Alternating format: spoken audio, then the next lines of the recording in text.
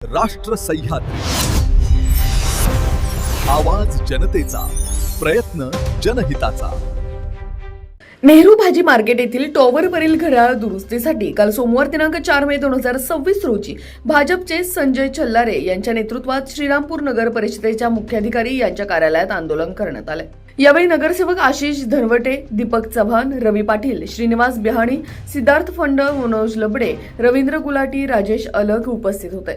श्रीरामपूर शहरात पालकमंत्री नामदार राधाकृष्ण विखे पाटील यांच्यामुळे छत्रपती शिवाजी महाराज यांचे स्मारक उभारण्यात आले।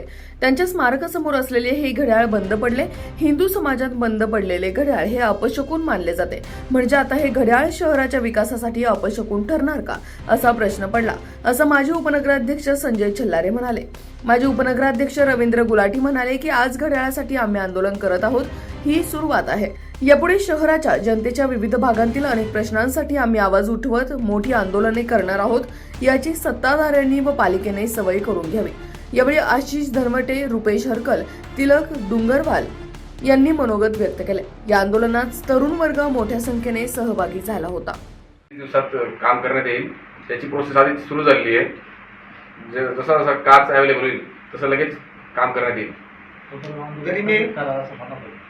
तोपर्यंत आपण आंदोलन स्थगित करावं अशी विनंती करतो। आज या ठिकाणी श्रीरामपूर नगरपालिकेच्या मुख्य अधिकाऱ्यांच्या दालनामध्ये आम्ही मंडईमधलं घड्याळ चालू जे बंद अवस्थेत पडलेलं आहे हे चालू झालं पाहिजे, त्याची काच फुटलेली आहे। हिंदू धर्मामध्ये जर फुटलेलं घड्याळ, फुटलेली काच घडत असेल तो अपशकुन मानला जातो आणि हे सत्ताधाऱ्यांच्या लक्षात आणून देण्यासाठी आणि ते घड्याळ चालू केलं पाहिजे, कारण ते श्रीरामपूरची ओळख असलेलं मंडईचं घड्याळ आहे। ते चालू करण्यासाठी भारतीय जनता पक्ष व सर्व मित्र पक्षांनी, सर्व मित्रमंडळांनी या ठिकाणी आज आले, आंदोलन केलं। आम्हाला नगराध्यक्ष किंवा लोकप्रतिनिधी यांच्यापेक्षा प्रशासन अधिकारी काय निर्णय घेतात, कारण जनरल मीटिंग मध्ये त्यांनी आश्वासित केलं होतं तर लवकरात लवकर आम्ही हे घड्याळ चालू करू। आज मुख्य अधिकारी कुठे मीटिंगला असले होते, उपलब्ध झाले नाही, पण त्याचे प्रतिनिधी म्हणून बांधकाम विभागाचे प्रमुख मराठे साहेब या ठिकाणी आले आणि त्यांनी आम्हाला सांगितलं की 15 दिवसाच्या आत हे घड्याळ चालू होणार। त्यामुळे आजचं आंदोलन आम्ही आमच्या सर्वांच्या म्हणजे इच्छेनुसार सर्वांमध्ये हे आंदोलन आज या ठिकाणी स्थगित करत आहोत। 15 दिवसात हे घड्याळ चालू झालं नाही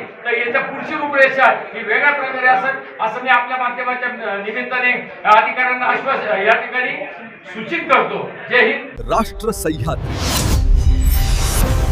आवाज जनतेचा, प्रयत्न जनहिताचा।